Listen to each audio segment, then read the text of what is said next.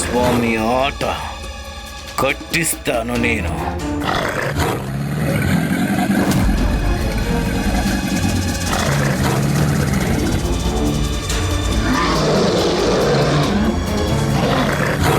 నా అనుమానమే నిజం కాబోతోంది. మహారాజు ఏర్పాటు చేసుకున్న ఆటంకాలే ఆయనకి అవరోధాలుగా మారనున్నాయి. నేను వెళ్ళి ఆయన్ని నా మీద ఎక్కించుకొని తీసుకెళ్తాను.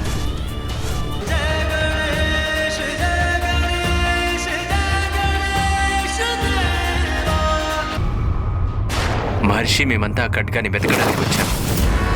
అందులోని తారకాసురుడి ప్రాణాలు భద్రంగా దాచారు.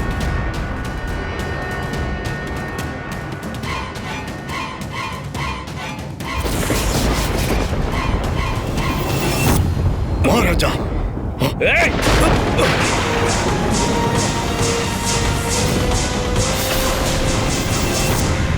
తారకాసురుడి అనుమానం నిజమని తెలిసింది. దాని గురించే తను మొదటి నుండి భయపడుతూ ఉన్నాడు. కుమారస్వామి అతడి రహస్యాన్ని అన్వేషించటానికి తగిన ఉపాయం కనిపెట్టారు. కానీ అదే సమయంలో తారకాసురుడికి తన ప్రాణ ఖడ్గాన్ని దేవతలు వెతుకుతున్న విషయం అర్థమైపోయింది. అందుకే తను దేవతలను ఆపడం కోసం, వారి ఎత్తులన్నిటినీ చిత్తు చేయటం కోసం తన సర్వశక్తులను ఉపయోగించి తన సామర్థ్యాలన్నిటినీ ప్రదర్శించడాన్ని ఆరంభించాడు. నా ఖడ్గంలోని రహస్యం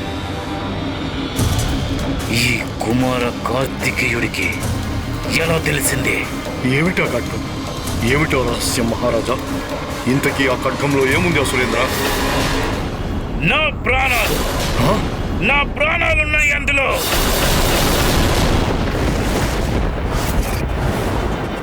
అక్కడ ఉన్న నా ప్రాణ ఖడ్గాన్ని గనుక ఆ దేవసేనాపతి కార్తికేయుడు ముట్టుకోవడం నాకెంత మాత్రము ఇష్టం లేదు. మహారాజా, మహారాజా, మహారాజా, మహారాజా, మహారాజా, మీరెక్కడికి వెళ్ళినా సరే నేను కూడా మీ వెంట వస్తాను. నా మాటలు ఆ తారకాసుడికి తప్పకుండా వినిపించి ఉంటాయి. అందువల్ల మనం వెంటనే ఇక్కడి నుంచి వెళ్ళిపోవడం మంచిది. సేనాపతి కార్తికేయ, నేను మీకు ముందు నుంచి చెప్తూనే ఉన్నాను, వెంటనే మనం ఇక్కడి నుంచి కైలాసానికి వెళ్ళాలి. దీని గురించి మనం తప్పకుండా చర్చించాల్సి ఉంది. అది కాకుండా ఈ ప్రమాదం పెద్ద సంకటంగా మారబోతుంది. ఇప్పటికైనా నా మాట అర్థం చేసుకోండి. పదండి, వెళ్ళిపోదాం. త్వరలోనే నీవు సేనాపతి బాధ్యతలు స్వీకరించబోతున్నావు. అది నీకు ముళ్ళ కిరీటంగా మారబోతున్నది. ఎందుకంటే ఆ బాధ్యత అంత సులువైనది కాదు. నీవు దాన్నెంతో సహనము సాహసాలతో నిర్వర్తించాలి. మంచిది.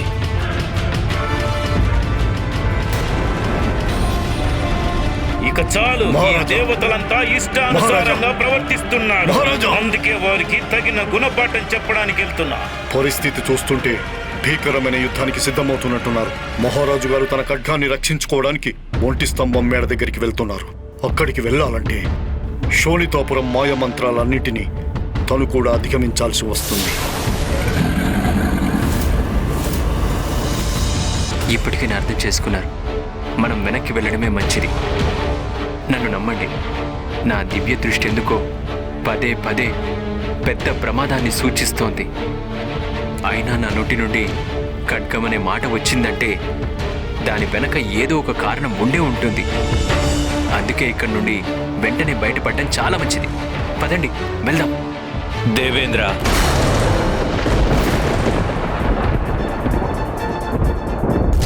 నేను మీకు, వాయుదేవుడు, కుబేరుదేవుళ్లకు వెళతానంటే అడ్డు చెప్పను. కానీ నన్ను రమ్మని మాత్రం చెప్పకండి. బాధ్యత కేవలం నాకు, అలాగే మీకు మాత్రమే సంబంధించింది కాదు.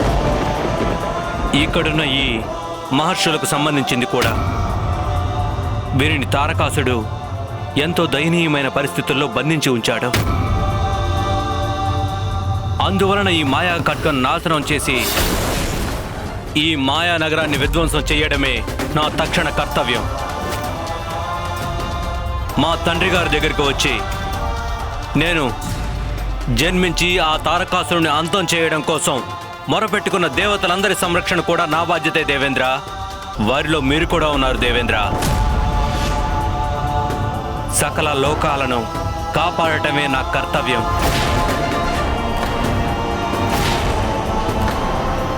నా తండ్రి గారు మహాదేవుడు, నారాయణుడు, బ్రహ్మదేవుడు, ఇంకా మా అమ్మ, వారే నన్ను దేవసేనాపతి పదవిలో కూర్చోబెట్టారు. వారంతా నన్ను నమ్మారు. ఇది వారి పట్ల నాకున్న బాధ్యత.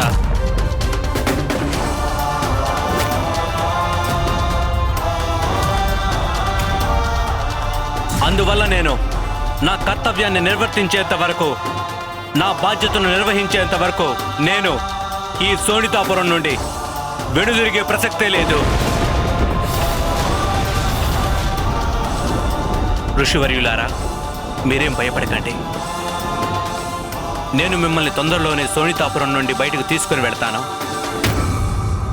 కుమారస్వామి, మీరు ఏం చేసినా వెంటనే చేయాలి. ఎందుకంటే ఇప్పటికే తారకాసురుడికి మీరెందుకు వచ్చారో మీ పథకం ఏమిటో అర్థమై ఉంటుంది. అందువల్ల ఏ క్షణంలో అయినా తను ఇక్కడికి వచ్చి మిమ్మల్ని అడ్డుకునే అవకాశం ఉంది. ఇక మాకు సెలవు ఇప్పించండి. ప్రణామాలు.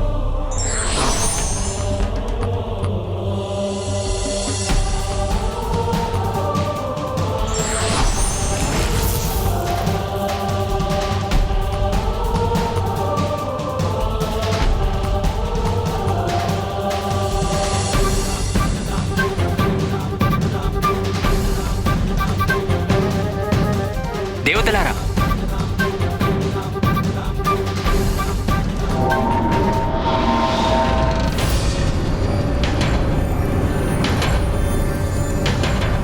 అందరూ కుమారస్వామి వెంటే వెళ్ళిపోయారు.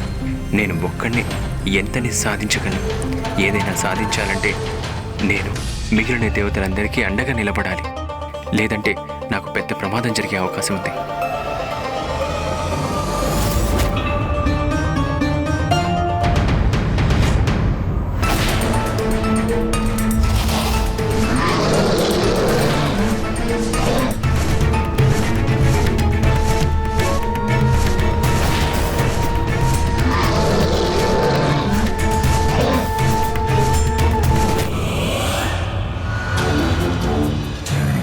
ఇప్పుడు ఈ కుమారస్వామి ఆట కట్టిస్తాను నేను.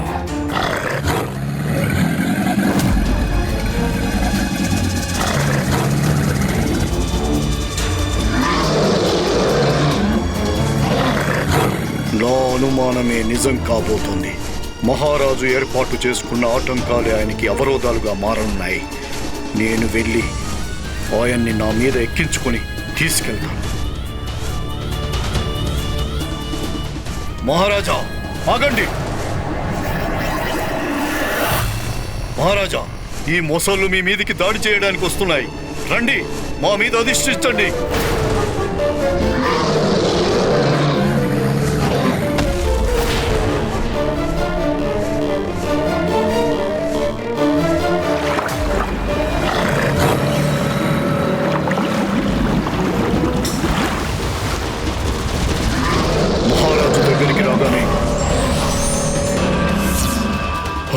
మహారాజు దగ్గరికి రాగానే ఈ మాయా మొసళ్ళన్నీ ఆయనకు దారి ఇస్తున్నాయి.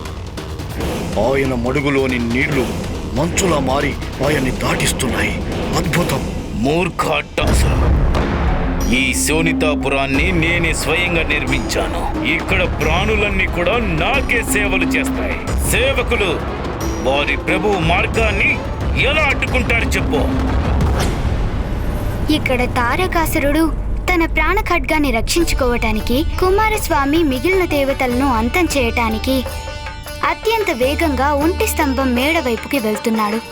ఇంకా అక్కడ కుమారస్వామి, దేవేంద్రుడు, వాయుదేవుడు, కుబేరదేవుడు వాళ్ళు రెండవ దిశకి చేరుకున్నారు. అక్కడ ఏం జరిగిందో చెప్పండి.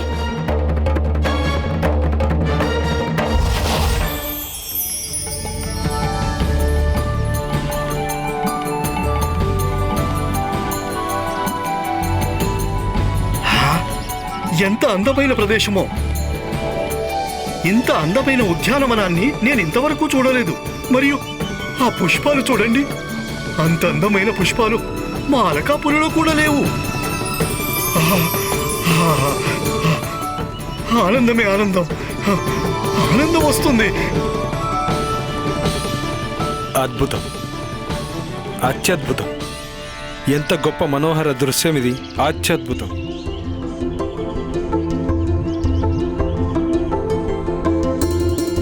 అద్భుతం. దేవతలారా, ఆచితూచి అడుగులేస్తూ ముందుకు సాగండి. అలాగే నడుస్తాం కుమారస్వామి.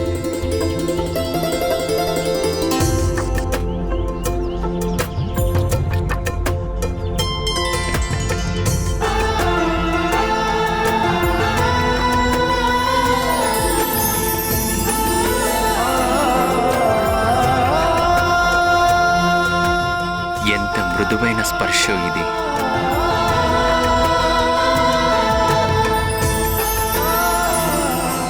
ఎంత అద్భుతమైన పుష్పం ఇది. శచీదేవి కేశాలలో అలంకరిస్తే తన సౌందర్యాన్ని ద్విగుణీకృతం చేస్తుంది.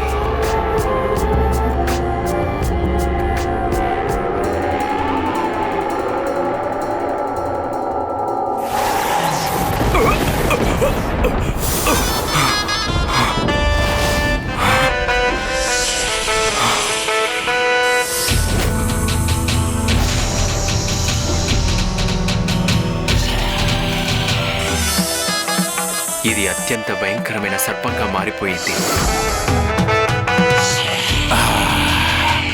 కుమారస్వామి, నేను సచీదేవి జడ కంటే మృదువుగా ఉంటాను, మెత్తగా బంధిస్తాను. ఇప్పుడు నువ్వు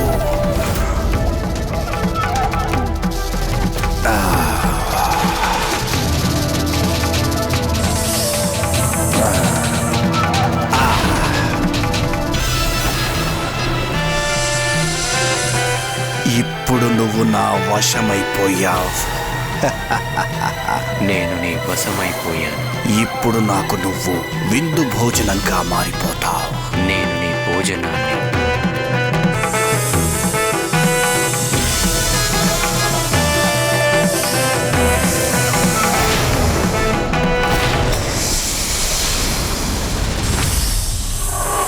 దేవేంద్ర, దేవరాజా ఇంద్ర,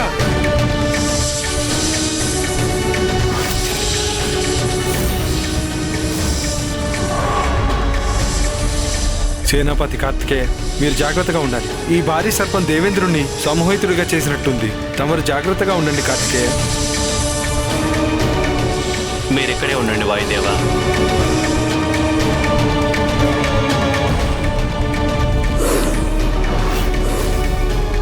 నేను మీ రాజుగారిని పలహారం చేస్తానిప్పుడు.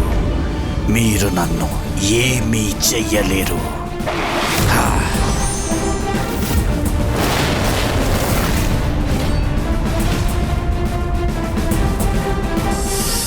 దేవరాజుని నీ బంధనాల నుంచి విడుదల చేయి.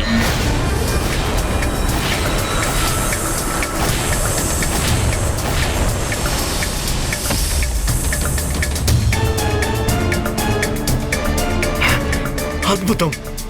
మన సేనాపతి కుమారస్వామి ఆ సర్పమునే తన వశం చేసుకున్నారు.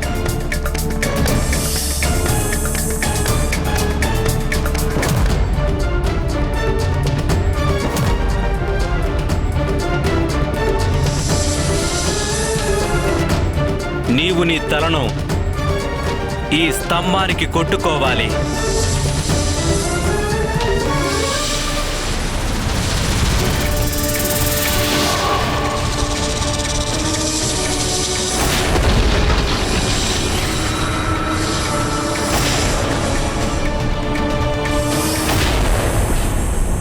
ఇప్పుడు ఆ మహాసర్పం దేవేంద్రుడి మీద పడిందంటే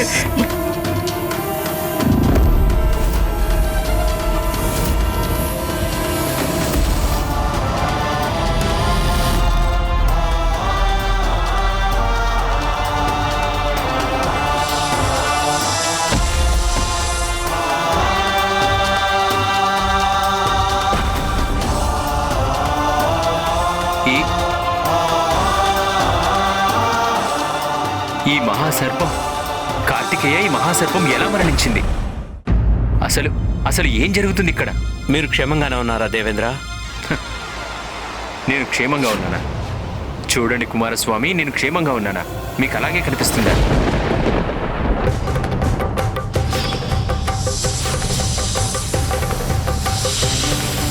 నేను మీకు ముందు నుంచి చెప్తూనే ఉన్నాను, వెనక్కి వెళ్ళిపోదామని. మీరు వింటే కదా, మీకు మంచి మాటలు వినే అలవాటు ఉంటే కదా. మీరు ఎంత దేవసేనాపతి అయినా మా అందరి ప్రాణాలతో ఆడుకోవడం మీకు మర్యాదగా ఉందా చెప్పండి? దేవేంద్ర, మీరెందుకు ఆగ్రహిస్తున్నారు? మీరిలా ఆగ్రహించుకోవడం కాదు, కుమారస్వామికి కృతజ్ఞతలు చెప్పుకోవాల్సి ఉంటుంది. వారు మనల్ని ఎన్నోసార్లు రక్షించారు, కానీ మీరు చూస్తే... చాలు కుబేరదేవా, తన ముందే నా మాటలు విని ఉంటే ఇలా పదే పదే మన ప్రాణాలు రక్షించే అవసరం ఉండేదే కాదు. లేదు దేవేంద్ర, వాస్తవం ఏంటంటే మీరు కనుక నా మాట విని ఉంటే మీ ప్రాణాలను రక్షించాల్సిన అవసరం ఉండేదే కాదు కదా. నేను చెప్పిన చిన్న పనులు కూడా మీరు ఎందుకని చేయడం లేదు చెప్పండి? నేను మీకు స్పష్టంగా చెప్పాను కదా, ఈ సోనితాపురంలో ఏది మన కంటికి కనిపించినట్లుగా ఉండదు అని. ఇక్కడ రాక్షసులు మహర్షులుగా మారిపోతున్నారు. అందంగా కనిపించే పూలు క్రూర జంతువులుగా మారిపోవడంలో ఆశ్చర్యం ఏముంది? ఆ మాయా పుష్పాన్ని కొయ్యాలి అని మీకు ఎవరు చెప్పారు?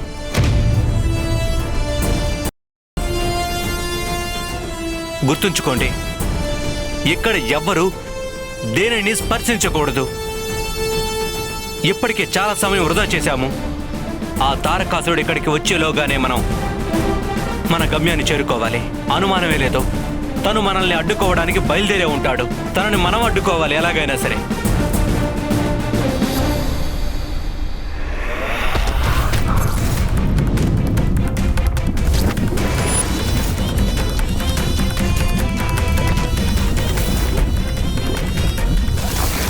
కుమారస్వామి, నువ్వు మా నగరం తారకాసురుడి శోణితాపురంలో నన్నే ఓడించడానికి వచ్చావా? ఏం చెయ్యలేవు, నన్ను నువ్వు ఏమి చేయలేవు.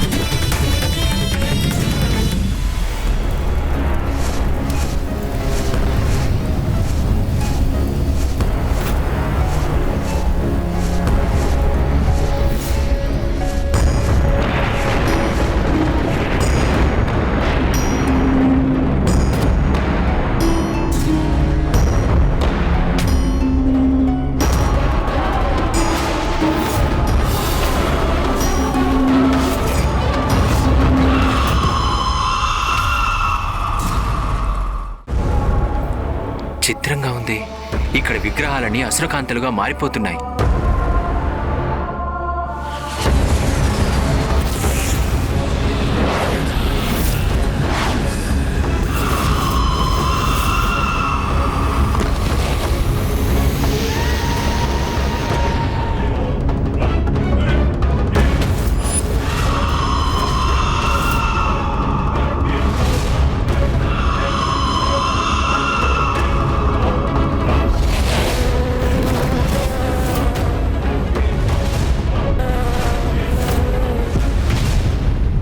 తారకాసురుడి యొక్క అసుర మాయల్ని ఇప్పుడే అంతం చేస్తాను.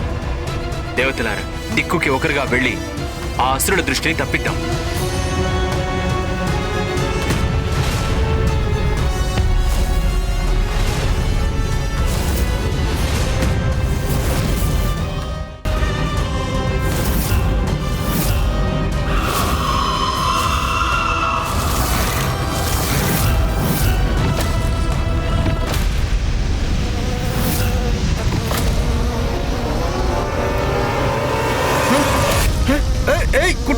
కుట్టద్దు, వెళ్ళండి. నన్ను కుడితే మిమ్మల్ని నలిపేస్తాను. వెళ్ళండి, కుట్టద్దు. అబ్బా!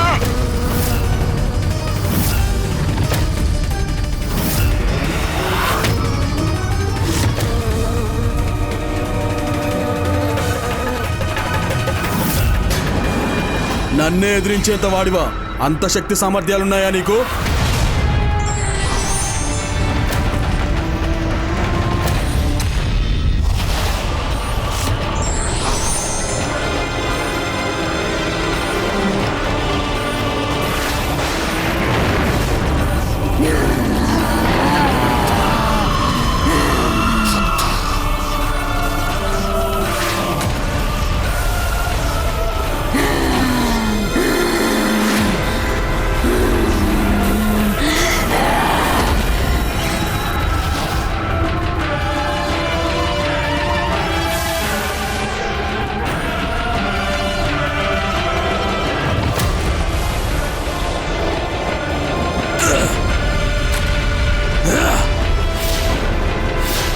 ఇప్పుడు చూడు నేనేం చేస్తాను.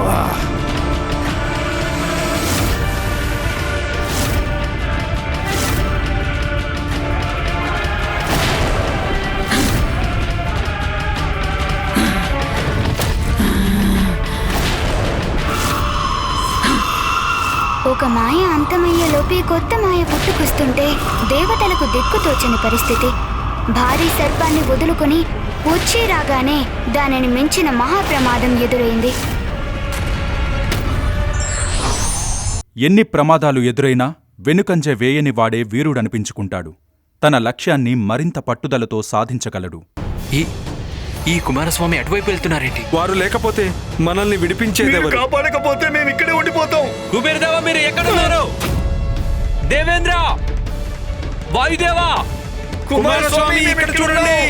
వాయుదేవా, కుమారస్వామి ఈ గోడ వైపు చూడండి. దేవరాజేంద్ర, వాయుదేవా, కుబేరదేవా, మీరు ఎక్కడున్నారు? కుమారస్వామి ఇక్కడే ఉన్నాము. ఇక్కడ ఇటువైపు. దేవతలను మాయం చేసే అంత మాయలుంటాయా ఇక్కడ?